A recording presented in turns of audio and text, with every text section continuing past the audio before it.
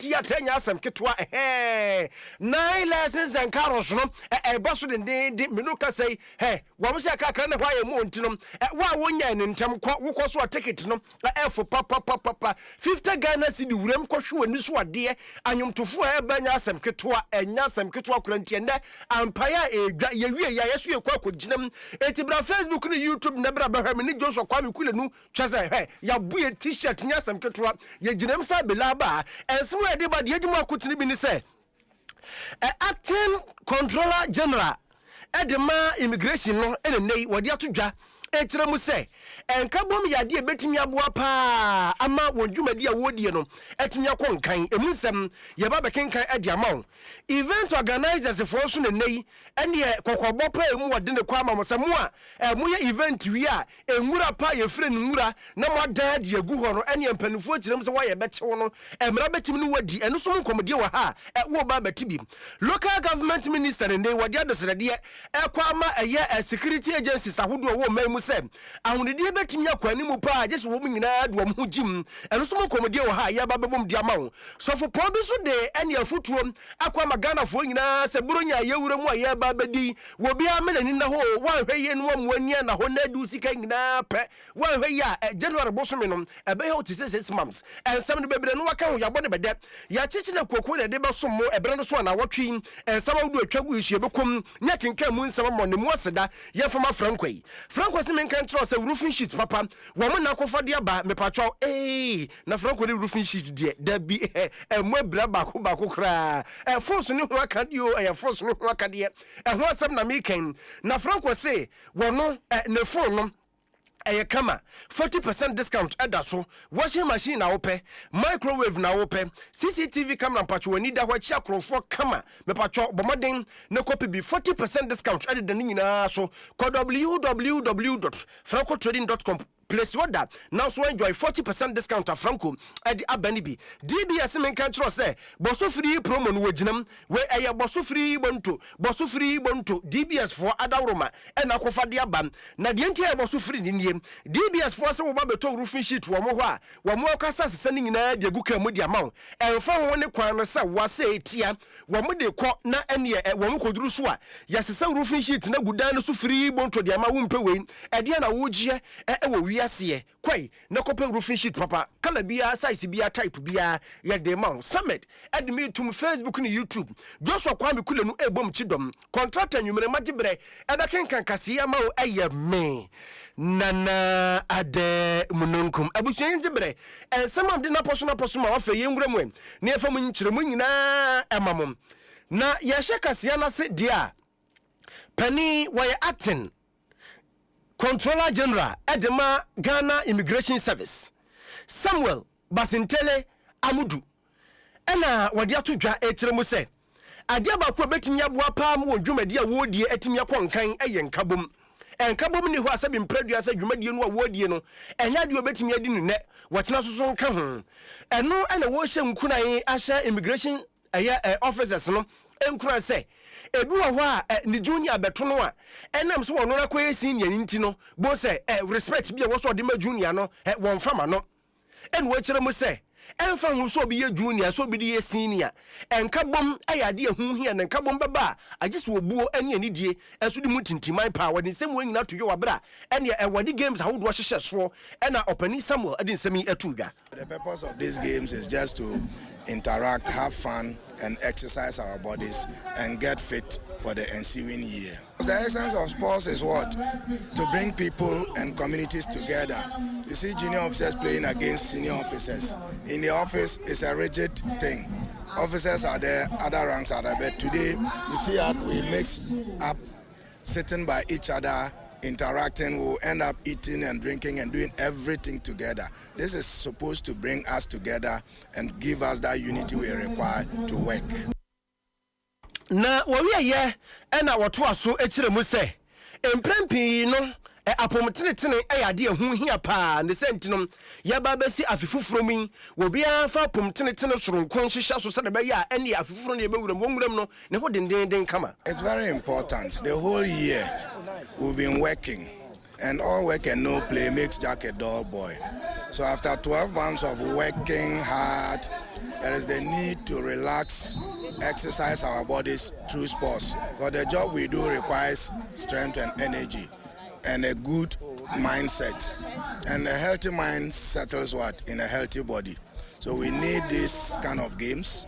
to reinvigorate ourselves, interact, have fun, and then energize ourselves and strategize for the ensuing year. Acting Controller General de Magana Immigration Service Samuel Basintele Amadu Nene Ena Uti Ye na Yankwan from Wing. Deputy Minister Edema Local Government Chieftaincy Ena Religious Affairs Mame Rita na sowa ene wakasa dia disredeɛ tudwa echire mu se na so ye no ene wo mu akabie wom enche wo ba be kwalabo na kwalabo na wo ba be ne titititititia ye nkrofo bi wo wiase anase wo mamu ha wo mo no adwuma wo ye nyina ne se ene event wo mu atimi organize ne kama na ene wo mo ye na mame so wa kire mu se wo mo wie event no event organizers no nya bibia emfa hu biobo se ngura edo so poa emu pie water wanom ice cream kan krofo anom chese emu bottles ahodo afin ni nyina na ba bia wo mo ye dwumadie no wo ma je guo saa kona ma mi jem se da bi enye suban papa ne senti ekoba saa no a assembly na ehunu amane wo no sebi mpradua sa okotra kwa wi ne mako no aponchire ne bete hu fifire na ma mi ni chirem se da bi se de enya dwuma kra busumi ya yesimi nya busumi any new year we event organizer na we umura wie sisa nyasa won chiwa ene the independent close to the Independence Square and then the stadium, and we are not too happy about what we have seen here. There was a program organized last night and there's a lot of filth here. The assembly responsible, that is Kole Klote, they've done a good job over the week that we declared, but today we see a lot of filth here. And one thing we have realized is that there is no collaboration between organizers of programs and then the assemblies within which they organize their programs. And so when they are done, they take their money, they go, and then they leave the work for the assemblies. And I believe this is coming to an end. On behalf of my honorable minister, we are going to collaborate with the various stakeholders, tourism, national security, and whoever are responsible for such programs to ensure that after every program they clean up. Otherwise, they liaise with the municipal or district assembly to give them the cost of cleaning, so that it won't be that the assembly is going to use their own resources after they have done their work and you have created the mess to clean up again. I believe this is going to be the last time. Enti ene mami so wa mami Rita na so wa na atene nkan na owie ye na Emmanuel Besie wono aye coordinating director ewo aye Klole Kote abato mpesua no so na odi tu dwe kire mu se hwe etobere bi kura no a wo ye event no wo na so meka hwe njiro mu no so mo bebo mo canopy asem fidie besuo obeti tim owie anu adwane konti no wo hu obi a nkwoche ne se bra be se wungura. We didn't inform us, so we are not aware. But because we are responsible for the cleaning of the city, we will not sit down for the public to bash us. So we are going to take up the response and call them on Monday and then surcharge them. That's the directive that the deputy minister gave us, that we should surcharge the organizers so that they will pay for the cost of the cleaning. So we are recruiting more volunteers to assist us do it so that the city will be neat for the tourists and then other visitors who are coming to the city to have fun for the Christmas activities. We'll make sure that anybody who organizes any important event without consult the assembly will be surcharged. And then we'll basically those people because they are causing so much harm and embarrassing the assembly. Nipa ya tini nkai Emmanuel Besie wano coordinating director Edema Klole Klote abato mpesua no so nene na wote ye no we super weekend news enye guso aye kenkan ede ama memene da nwumre de ene yegbom saa so na me kai wo se bomoden mo amonam kwa so kom ententem so a mo amonam kwa so kom nko sanse national theater enya asem ketwa national theater enya asem ketwa ne we wokwa 50 Ghana cedi na kokwohwe wani so ade Adom TV 9 lessons and carols no ene enya asem ketwa kura na yanto aso na yankwa asem fufuru mu swafo a wono kasa local government chieftaincy and regional affairs so Ahmed Ibrahim ene ne wodi adesrede ekwama eja security agencies ahodo a ewo man mu se nukurani se ahonedie betimi pa yeye akonkan ewo man mu a ayeso mo nyina do mo ho hyem wo kiremu a etoda bi a Ghana Armed Forces, Ghana Immigration Service, Ghana Prison Service, Ghana National Fire Service, and Ghana Police Service. Sa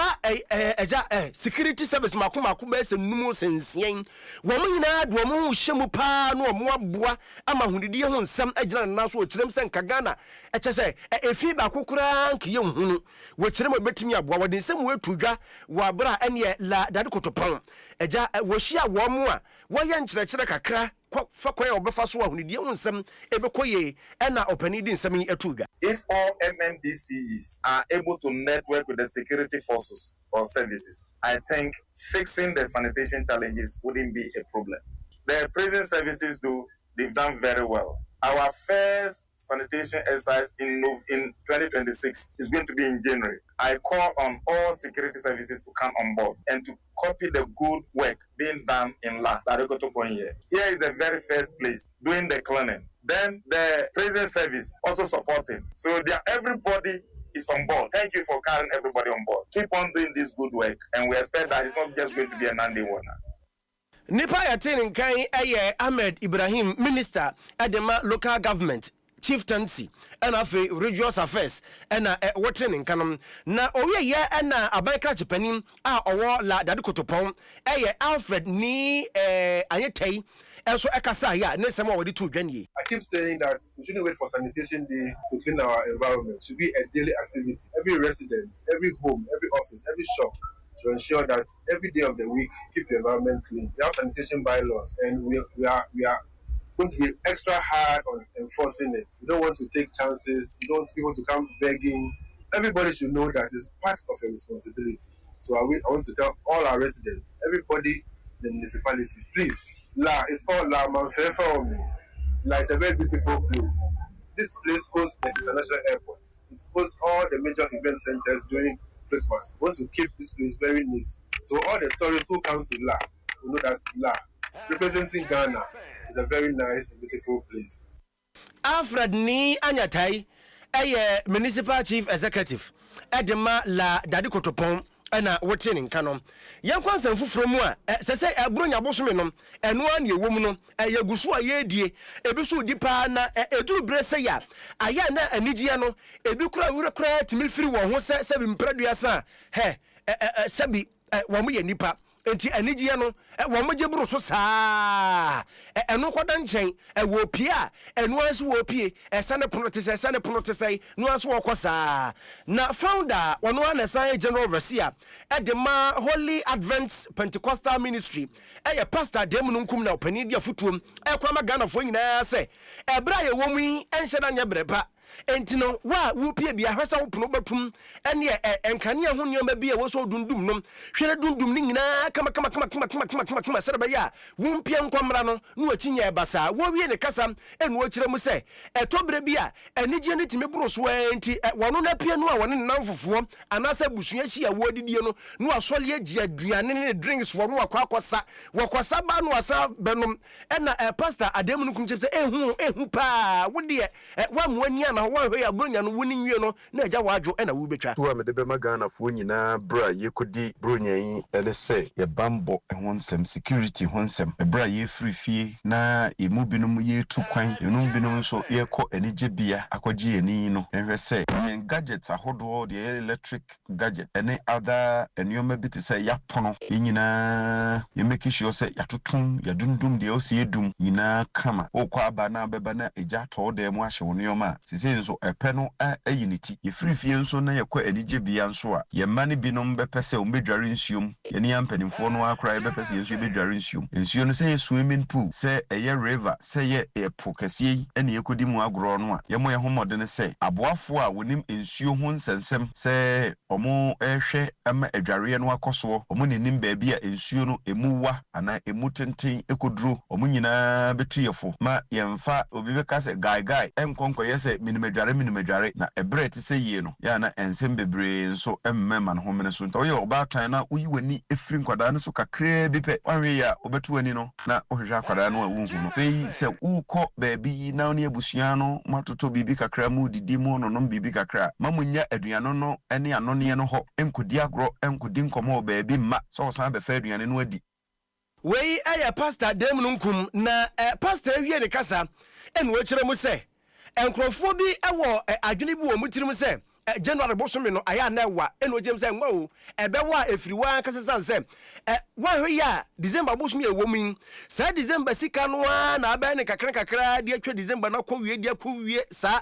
January bosome no etu de nyina atwa num wie a wahwe ya January bosome no ebe ti 6 months ade ama wo no so futu de koma Ghana foni ye ma no amema kwan akwama we eni na hene be na otwemienu bi pe na akwama no aba wieye na akwama no ba wieye a ye beba suku ye ma beko suku ye betua suku fees ahodo ye ne anso awofo yi nso ye nso ye wa abrabo a ye bebo January ne de emza abosome be miensa nko ade ne aka bomba ko January bia mu eni nti ye di sika kakra ne atu bi peten no na ye de sebi adwene ne nyansa kakra ato se ne be ya yentu ye japade isika nyina ntumu ne be wiase na ngese ye kɔ abesia bo anase ye ma no atena fie kopem se bosome be so ansana wono mo akosuku ye gi ani no na ye twi ani abehwe fie ye gi ani no na ye twi ani abehwe ye ma no Nipa yɛte ne nkan ɛyɛ founder wɔn na san general overseer ɛdema ɛyɛ Holy Adventist Debbie Adventist say Holy Advent Pentecostal Ministry Pastor Adom nunkum ɛna wɔte ne nkan miam papa wakasa ɛpia o na yɛnkɔ nsɛm foforo mu ɛhyɛ no nso sa ha yɛ Adom 106.3 asempa 94.7 asantemantam yɛ nhyira 104.5 kasafidie yɛduru ha ne aduonu miɛnsa wɔ mamu ni amanone super weekend news memene da nwumre de eguso a yɛkenkan ɛde ama wɔ wadwenkyerɛ fabra Facebook ne YouTube fatoɔ yɛbɛkenkan de ama na ɛne bronya ade no free juada ko free sabre ya kwane juada no ma hyase ade bo hyase ade ba kakra ya adwuma fimuni ya adwuma sa afimuni nyina ti afi show something na yakwansa fufuro mu Ghana Revenue Authority empanifo enenei na asamba asukura ni opene ya yifrim so na akwayi tetimi Ghana Revenue Authority mpanifo ne nei wade atodwa ade kokobo emu wade ne pa ekwama accountants ahodo na afi auditors once your accountants ene auditors ni bi wo ho a wo mo no wo madwuma ne se wo mo bekọ eye enwumaku ahodo auditors no won ene wo kọ a wo ba no akwakọ hu accountant no na accountant na yin book sika womo enya de omode kwa abonten de ho keka ho nyina na obu ho nkonta na auditor no na dwuma no so obeto ne boase ahwem sensam no a ewo book nim no sa pepe penalty adwuma no enya mfaso nti na omuntua to anasa adwuma no enya mfaso bi a nti na ewo ntua to na Ghana Revenue Authority mpanimfo de atodwa ekire mu se wo mahwade bi gin ahwade bi chi etobere bi a accountant fo no ene sa auditors no wo mekọ mu hu bom kwalabo no mo ankasa atrotro figures bi di ahye ho de hyehye mu anti no emra no na wo de report no ekoma giarefo ana je se adwumakuo no wo boka saa kasusuro no wo bonti no na adwuma eboka de de ne tuato ena assistant commissioner edema giare Lawrence Hachonyami edi atodwa ekire mu se sasu ne ban no enye suban papa na ade ha adwene kura ne se wo mo adwidwi mu hunu enokura no a wunhu auditor kuro koyesa accountant kuro so bepe no wa wunhu no any figure that you include in the financial statement as an auditor, a forensic accountant or a tax law or a tax expert, you should be able to justify the source of that expenditure. Sometimes our taxpayers say false and misleading statements to GRA, and that also constitutes manipulation. They deliberately introduce data that is completely false. They say their sales is 1 million. You go and verify their sale and it's about 10 million. Na opani kasawie ye na CEO Edema Chartered Institution of Tax Law and a forensics accountant That's right. Just say a bomb tintin is no a walker, a woman bressa. And also Cassa and what you to say and some of Papa Canum and Crapa. Me as me a practitioner, and I a forensic audit and my institutions. Now the Papa can and correct true do because there be a Mikasa Senka, ye actual tax audit. Say a 200 moon pence and pensimuno, and figure of Trodoa, and Ghana companies be bringing Quebec. It's Ghana tax to GDP ratio, no, between 13 and 14% because of infractions in tax administrations and in tax manipulations are amount for a year. And some now can the Akonya bebre neighbor, especially multinationals. You will avoidance scheme be or more tertiary at the trees free upon honum. And you might bebre or what? Your school, you bet me a bois. Nagana no, whom you know. Whom you know, not just in some way. Wamudi to dwa na chese wamu graduation dia toso 9 na mpanifo nya akwanya sansemi wamu ede etu dwa wadwen kire fabro bre pemnom ye bekenka ni nyina correct ede amount na me kai wo Adom 9 lessons and carols no ene eguso ekoso den national theater ekoso den nya asem ki 20 sabre ya ko no sun kan na ya free dwumadie no wase no sun kan ni afrase enti no ye say uba Facebook ni YouTube behwe ya chese mini Joshua kwam kulenum ya share Jesse den enti no ya free ha ye ko ye ginam enti shia ye ho why shia ye uba chese ye bedidi ye ho nkomo se picture na peso twa ye no betwetwa bia fine entu de bra ye agi ani no ne ye san agi ani atiase na apeke kama pa na ofanko pokuase sawam ekwantempo no ene ye mfuturo pa ekutimamufu nya asem ketoa na expert bia kasa fa enu o kire mu se contractor na ntumi anya ne ntam a yade wa hodo ebetumi dia ba no nya asem ketoa o kire mu se nipa bebro be se 150,000 and a tempotam ho na semi yamane boni prince ohuso asi edum na akuru kire ni nyina gu nkrata so amba akuya aboacho yi Adom JP ede ne ne ato so a yentie nipa wo sampotamu ha ofankonsa wompoku ase kwa yi dodo no a kwa ya sabi atwa mroni so ahia wobekọ na chese mfuturo nya awa ene watete adobo nipa oyade ntehyewa ye asma wonumu a wo akoma yade yi woni a woni bi kura enya bi ena mpanimfo kura asa kiremu se kokuram ye mfuturo yi se kwa ahiramu a obi betumi anya ni nyinata eyo hawo a omanfo wo kwantempo yi so namu na omi loko etone mo mfuturo mu kwa ho hai wati bi ahwia oba loko ya wadi emfie aduana nwotwe ekire se mfuturo ya konumu a medu biribi no ohome kura ensiso nti afie twa muo kita onsabo so me wode kwan bo wasa kodura ya asabia ne mpanimfo ka kire no ne se enya yade eda fam sa eye pneumonia ene wakoa amande ne ho adwene kakra na ahanum kwan no de omo ebubu nti futuro no mu ana yeti me fan say almost 2 years ni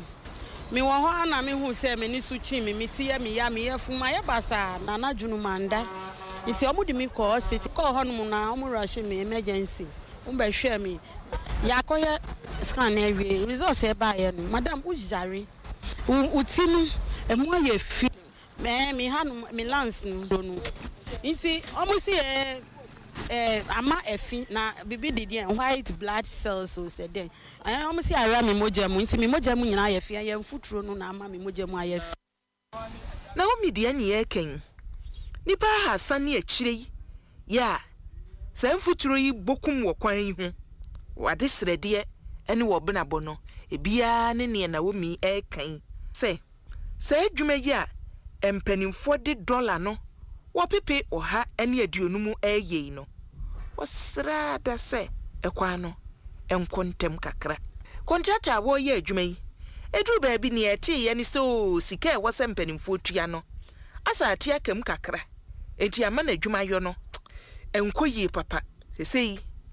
mpanimfo ka na ne wadi ebesie ne se ababota ye ode asi na ni so ye frɛ ne se big push no wade san hyehyɛ yeyi akohyem ya wo hwɛ ni mu se ayehum bosome afimpinu ani aduonu ensia ye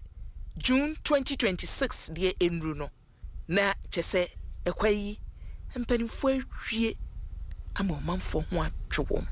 adwadifo bebre akane uduru ha sɛ yi a na nkɔfa nkɔpoku ase kwayi wɔtete so no hwɛi bebre a woni anyina yɛse mframa ani mfuturo nyawa ɛne watete asra ɛne ontumi si abonten wa betena aton wɔ niema sese yapomde adwuma yɛfo ɛbɔ kokose sempanimfo anhwɛ na kwan yi wanya ɛne ɛhaw bebre ɛna ɛbɛbɔ manfo so ɛwɔ mpɔtamu ha animdifo Woga West Municipal Hospital wɔn mu bi ɛne ɛne watwetwe nkɔmɔ ama Dr. Tianwinye Dono ɛkyerɛ mu sɛ sese enyawa pa yɛmfuturo ɛna de badeɛ wɔsi nipa bebre a Woga West Municipal Hospital adeɛ wɔbɛba no bekom na kyese mfuturo ɛna aboku wɔn ne a pneumonia hypertension ne asthma deɛ wɔsi so ɔmanfo ɛtie ni asthma na nke bi anka asthma no emunya entamantentem sisi a enam say baby omutinti no they have more attacks and pneumonias which are because of the respiratory tract and so na allergies so bi ho a woni yare bia but enam mfuturo ninti no ama waye allergic yentumi nka potin say nka first ye beka say bia ye kɔ hamatan mu a eno mbenya pneumonia na weda ne sesa ye konsuto bremu an ombenya pneumonia na ye ko dry season na ombenya cough and colds. Now we don't have that trend again. As a year we started the construction, especially this year now road na moving closer to us. We are having about 60 or 70% of our children with pneumonia. Since you come me emergency CCI is just malaria and pneumonia. So I'm some be school you any roadside now into all what is happening by the roadside, you have the dust particles still coming into the school. And now when you now so nam from a munne continue to make us say, Ebia me tebe me actually from will be at me maybe. So although say it will not eliminate the cases totally, no by Adrian and say you're encouraging Kwalanis still on nose mask na they will reduce the rate at which they are inhaling the particles. Any anuano no tia inti na chese amasaman fanko sawom kwantempon no imama no bokakra na yabo de amawo no na mepatwo mamekwa Facebook na mekenkan adwenkyere ne kakra emfa emam ko Facebook kenkan adwenkyere ne kakra bi mfa na coach Afrane Ediaba Attorney General ho asem yenkan adoboaten ediaba wase mechiamu Belgium na mewo nyankopon hira pa ana ne kunsu kodwo krum wase afishia po boss inside cake keke aza mo David Techmenson enso diaba wase best news David yedas yo yedase na amankwa Richard enso adiaba wose mechia wo bia yo bia so je wo so pa abrantie keke kasoa enso adiaba wose America Town Kenke House en wo akasebo no wotie pa enya asem ketwa na Richard enso diaba wose super news money adwuma wo ye nyankopon enhyira pa dwenase na me wo amitie comfort esi edua so diaba Adom FM wono so diaba mo comfort esi edua ye chia wo ye chia boache Adom Dixon enso ediaba wose Adom super weekend news all the way nyankopon hyira mo ni adwuma pa mo ye da ase so ni adwuma pa wo so wo ye Franklin Wilson edin mienu no aka bom zei eno ono so de aba wase Adom news de muni size kura antwo krum eno wo a wono so se kasebo no wotie denden na bretuo nana apuma apomuden bretuo nana apomuden apomuden wase Akwaba FM sahwibodi demu ho denden a enya asem ketwa kura sa ene opani yese ene owoda nyankopon hyira wo ene bretuo ba nyame hyira papa non ton kwanem Akwaba FM sahwibodi ena wo a wodi wudwuma nyankopon hyira wate na oman kwatentene golden boy Anas de aba wɔse Mamponten Kwabere East ɛno wɔse sesie ya yewura bronyemu de obi ahwɛ no husu ye pa Mr. Kwadwamo wa Showman opani yechiawo na nakua mo aboaten enso de aba aka Dr. Bawumia will lead MPP into victory 2028 wɔse fantastic weekend news dem den wo Dansoman asɔre dan ho wɔse enchia enkoma adwenkese John Buodu incoming MPP national chairman na nakua mo de ɔde no Kofi Parliament enso de aba wɔse afihyiampa enkoma Ghana fo nyina wɔse kasebo no wotie agona bobikuma apa na ɔwɔ na wotie den Dan Kwei enso de aba wɔse mampani John Dramani Mahama ene NDC aban enkoso nya adwumapo no mo ya ne pa na ebio akwantempon no a akekam no wɔhwɛ no wɔnsiesie ni nyina Steve Ford enso se kasebo no wotie pa Mama Sarah enso ewo UK mama yechia pop na eburo nyan obatutu bibia fa yechia Adom FM mama emfa ni agro yechia no pop yentinsi mu na yefiri ha asa no nsuo yefiri ha National Theatre ɛhɔ na Adom TV 9 lessons and carols no koso ntino wunware ye adware bese no kosesia no so ken ni efrase ye wo kwa 50 Ghana pese obotom ticket no ye cool 50 cedis na ko enjoy what I say ko enjoy na bibia nkoyi na watwe mu nsem o pese wo don wo platform area da watwe asene sibia da biara mi bi da biara ne fa wo radio no transfer Adom FM 106.3 ubeti nsem papa show Adom FM 106.3 Adom FM you don't know Stone Boy talking is here me aseman Adom kase boy na modie na ye tie boy to the Viana Biasem Dawson. A pessimity Yasim Samuel, yes, Adom News. Benin, Cotonou, Adom FM, so you are far. Adom FM, it means, yeah, I mean, that is it. Yeah, I don't know.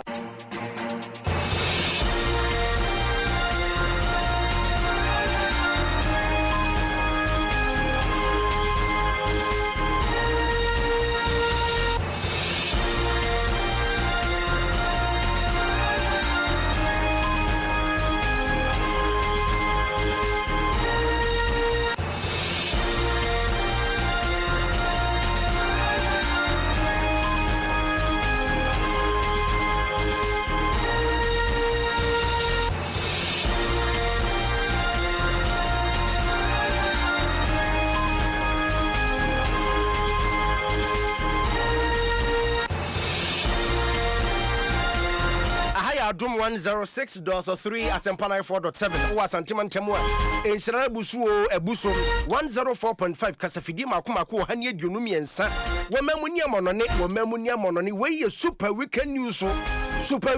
mimi da nyumre de guso aye kenka de ama na ene yekwo Yesu national theater na ene asem kitu Akabeneze babio na mai bakuya oye bibia ro good sabrantie nso ginam and the hobby de papa Christiana Winiba na eno kwada nche anyomtofuo twotwo wura kukudam PSA Estamo guru keche chese anyasam ketu akwante adwumadie we wu firi mu a ade a wahwere nyasam ketu we 50 Ghana cedi fa bajiwani 50 Ghana cedi fa bajiwani na watwi so nsem sisi o na watwi ensem we si na watwi yabone bede yese besanim de agu obi o de na ensem we toto odwanom ebi ni sama mpani John Dramani Mahama kotwa homemu a ene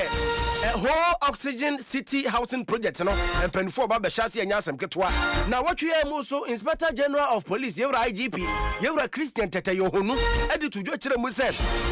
investigation atoda wono ankasa ne mani delay no ka hu bi na Ghana fo gidi ewo ye aposifo ni mu no ekwa na ekofom no eno so mu nsem na watwe etodwe se betim bi odi amam na watwe enkramantem wasoafo so de betu dwo kire mu se ene street light ahodo wa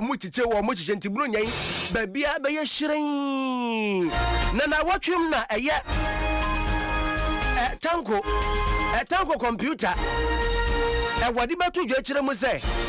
pandai extension no mpanimfo de aba no enye bibia o extension na MPP for twen de abewe na watwe ya mu so adwumayefo bɛbro aha so de tudwa kyerɛ mu sɛ wo musika bia kwaka mu a mpanimfo hwɛ no wɔmfa ma wɔ mu ɛno so yɛsɛ betim bio di amam na watwe ɛbɛto hwɛ sɛ deɛ China kasa yɛ ba kyerɛ nkora wɔ school mu na bi sɛ China kasa sɛsɛi na brɔfo no kura na ɔmo te ne sɛ la ila ayilala yɛsɛ betim bio di ama wo Facebook, YouTube for again chira no kwaso abre bekenka dia ma Samed da so wɔ ha sase no Joshua Kwame Kule nu na aboabo ansam no ano ade ama me na wɔtwe mu contractor message aguana na wɔtwe mu nsɛm makenka dia ma ɛyɛ me Nana Ade Munonkom.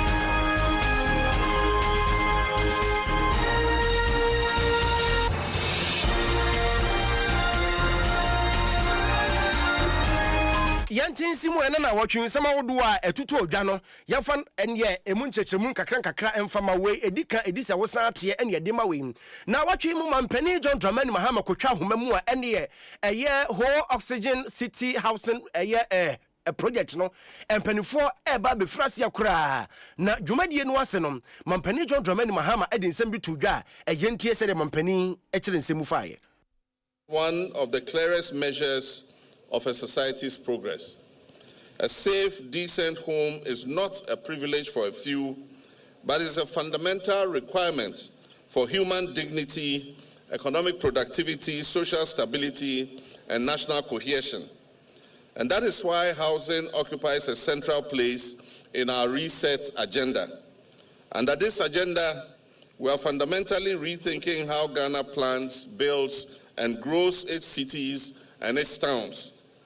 We're moving away from uncoordinated urban sprawl and speculative land use towards well-planned, fully serviced, and economically integrated communities. Communities that are designed not only for today's needs, but for tomorrow's opportunities. Mampani John Dramani Mahama ewie ne kasa no wade nsan foforo to aso ekire mu se Tema development cooperation Ghana Limited no empanimfo hwese no so no ene expansion ebetumi akoso. The expansion of TDC Ghana Limited beyond the original Tema acquisition area is not accidental. It is a conscious policy. Development must not remain concentrated in a few enclaves. Our national objective is clear. Growth must be regional, it must be equitable, and it must be purposeful. Ghana continues to face a substantial housing deficit, one that weighs most heavily on working families, young professionals, and public sector workers. Addressing this deficit cannot be done in isolation. Housing must be delivered alongside roads, water, sanitation, transport systems, schools, healthcare facilities, and other economic opportunities. And so projects such as Oxygen City directly respond to this challenge. We mampani John Dramani Mahama na watwe mu no de sansemi etudwa na watwe mu so na Inspector General of Police panipa won ye oba aposifo a eho man mu a woda wo mu ano Yewura Christian Tete Yohonu ede tudwa akasa ya wo kire mu se nukure nie ade ba ku bi ha adwene pa ni nyina ne se etobere bia hwehwemu a wasa aposifo ye edi nsemi beto dwato da delay no adile no aka ho bi matimamufo gidi a wo aposifo mu no ene kwa na ekofom wodi nsem nyina to dwa na eye Regional Crime Office Conference ekoso opani nya konyo di nsemi etu dwa. I am honored to address you today on a matter of critical importance to the Ghana Police Service and to the safety of our nation, the disturbing downward trend of police investigation. As the head of the Ghana Police Service, I am committed to reversing this trend and enhancing our investigative capabilities. I am convinced that together we can stem the tide of crime and restore public confidence in our service. Our crime statistics paint a concerning picture about a decline in the quality and success rate of investigations, which undermines public trust and emboldens criminals. This trend is unacceptable, and we must take collective responsibility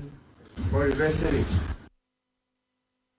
We IGP Doctor Christian Tete Yohunu Doctor Adom Kofa nam de so so man kokotwea IGP wadaroma fatemi yo man pae mano ne pae nam de so so na owie ya no ensanfoforo bi wo ho a wasade tu dwan no so yentie. As crime is evolving, it is imperative continuously update our skills and knowledge to stay relevant in rapidly changing crime landscape. However, as leaders, we must also acknowledge the systematic challenges we face. These include high case loads, limited logistics, inadequate forensic support, and evolving criminal methods driven by technology. These realities demand that we modernize our investigative approach. With this, you are advised to seek assistance to organize internal training for investigators in forensic investigations, cybercrime, financial crimes, and intelligence-led policing.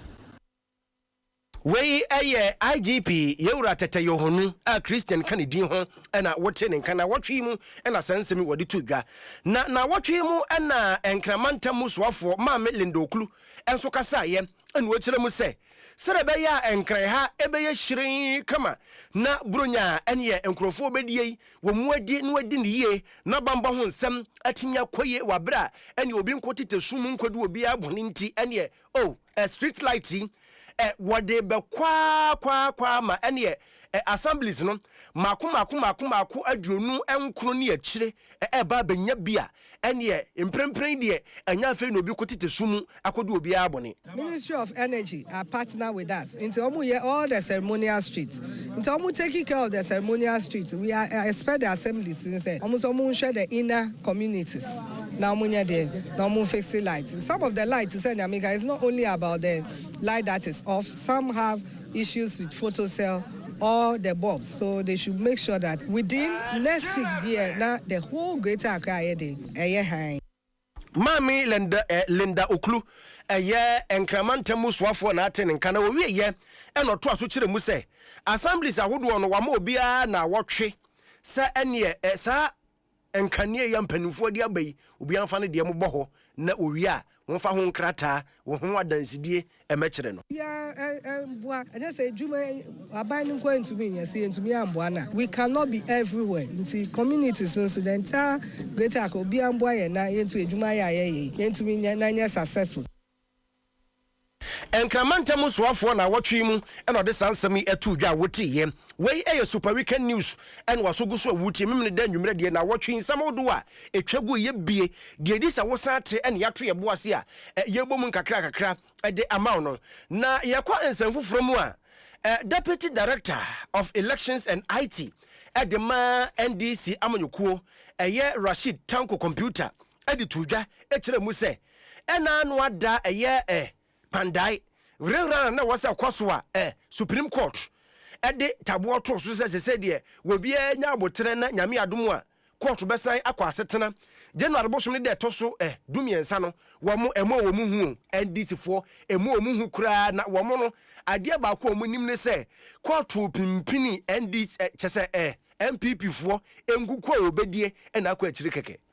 We are not perturbed with the outcome today, knowing very well that our candidate was not safe, and clearly the court did not mince words in that. That leaves to go and then serve as through substituted service. Yes, we are wrong. We are not running away from the country. I mean, nothing changes. Let me put it on record. Nothing has changed. The High Court ruling still stands. The Supreme Court has not made any adverse decision against the High Court decision. It still stands. Nyindam is still a former MP. He's not an MP. He cannot step into the Parliament House. He's a persona non grata if you should dare go there. The law is the law. They shouldn't confuse everybody, and they are confusing themselves and want to confuse everybody to join them. Look, they are only buying their in fact they are deferring their defeat. Rashid Tanko Computer and atin nkana na wo wie ye na councillor edema minority no John Dakon enso kasa ya wochirim say ginasi a court no asie no wo modie wo mani so omode atadwe watede the only say union and this for na say the NDC parliamentary candidate since a year on a winning dam of finance application here was Supreme Court from the Shirara application here I see more for tonight na Kamale from the filing of the petition Yashisha Papaya the Penuna and pro character of course about the demand the could be to be a fee Omar Lotton belief in the which more cause in few class and came correct so yes if court no judgment open as court and class they see now council na see they send to court and court and there the Ebeka say the bush say every permanent after 13 court no dia na dia to say Shirara no dia to more tamale court no asini na to I mean obviously can say nipa ya tene nkan councillor edema minority no John Dakon na wotene nkan no John Dakon na wotene nkan no na watwe mu nso na beto odwa se Ghana Mine Workers Union wo TUC nei wo mede to odwa na watwe mu se nokura nie wo musika bi ya kamu a empanimfo ehwe no fama wo mo ene atuate a wo mote ye enya asem ketoa Abdul egbana trofo edema ekuyi wo mo nsem ni anapay de DCM Ghana Limited contractor Juma Edema Gofield. DCM Juma Edema Gofield. Juma ne ba we about 10 months ago. E ba we no per the law ye ne omo ehihye ye bibia DCM here so otia your terminal benefits. Now your terminal benefits no end of contract benefits. Asamna no na wo wie ye na ne nuanum bi enso kasa ya ene wo mu chemse mpanimfo hwe na wonya bibi mfama wo mu na wotwe mu nso asam ba ko ebeto odwa ene na nya asam ketwa ene se mpanimfo kire mu se enche introduction bi ebeba basic JHS NSFA SHS ye schools ahodo onim sere be ya Ghana ene China enkita hodie no ebekoso akwa animu na ye tight nti ene China kasa no ye de beko ye schools ahodo mu na semi beto odwa pe ena National Council edema curriculum and assessment na wamo kasaye asem no mo kan no sa China ho nsem ya no mo de to odwa asem beto odwa pe National Board Chairman edema naka Professor Vincent asanfo ekasa ya nsem wodi to odwa no wuchirim se we die akakra Ghana sisia na China in Kotahude no or idea okwenim. I won't be surprised if China is our #1 trading partner. Yes, CCR China for Abugo Ghana P. Ibinem ya idea fata ibinem so what want the galam say will create problem for us. So you tumna your titi yambo formana were proficient in the Chinese language. One, because of trade activities order between the two countries now. It will be easy for our people to go to China and interact with the Chinese without who here they will be better kasane mo ansana one China then agent come up. The more young company to me use China kasano. You bottom na young people you are small now for China to help us. You better for Ghana they are very proficient in Chinese language, you know. We'll be able to now speak with the Chinese and educate them why they should not send their people to Ghana to come and cause havoc environmentally. I mean through the galamsey issue. And you know, for me, it is a way to. Asam na wie ya no na wotwe mu nsem abusua miemfansi bema beye bi wa meyeni nyina yedini si ha na chese yedimu aseda ama Franco Trading Enterprise open phones ene ho akade papa me pa choko ne ba ebinto DBS Industries boso free promo no egusu a ekoso de hia ne so obeba type bia color bia size bia wo pe no DBS for the bema wo me de ma wie pe no masese gukam e de akosite ho ama wo me de koduru ho a no masa boso free bonto e de amount ko DBS for hoi na yensomosom papa Facebook ni YouTube adwenkyira no bebrenu a na mode ba ya kenkai bebrenu a so e de amamo ofake New Plan Station ana diaba wo se kasebo no wotie papa na afihyiapa enkoma Ghana fo nyina na nakua mo abo acho de no medika kenkan dada Eric Ofori enso ede aba wase kasebo no wotie owusu ansa enso ade aba wase mechia mo mumoni adwuma pa mo ye Nyankopon hira mo pa na wosan so ema yen afihyiapa yo afe enkometwe ahoodin mu ene enhira akesi nyina mu yede wasi summit ena de atumu e wo Facebook and YouTube na wo ba Facebook and YouTube no wakasa wa behu se me ni Joshua kwa mekule nu ya gie Jesse wo han mu so a ya twere ni mu kama Adom TV 9 lessons and cows etimi no kasa yi ye behase no so kan ni afri dwumade no wase e National Theatre e bo no num anwere no num eni bia gate into omo mbetwa ticket omo a ebekwa akoto omo so eto online wo mu nyina kyese wo bia tenase enti no so kan akabe se 9 minutes na kyese eja damu dendendin a ye bo no wade dia montinom mepa twa se wo mfirifie what a care musu anyame enfa medrosum diem kama pa ye free ha ya hye ye jesi da dentinom ye free ha ye kɔ na ye nua bia ne di dwuma e wo fiase ohia dan ohia single room self contain enwanimu ya mesre wo ye fie wura dan wura mpacho efrenhisi ya ye no ne di dwuma wo fie ha man ba bi na mayen na wontimi emesom a single room self contain eno hia bubu ashila pass North Kaneshi Kanda Adabraka Kukumrimre Kwashiman Odoko Achimota Kutuba Bini Nimpotamo Patrol Freno 0557 123 460 0557 123 460 now ni yen enkasa emayen Joshua kwa mikule ne bo mechidom edi amejeso eye Nana Ade Mununkum yedi wusi ha adawase yenhia National Theatre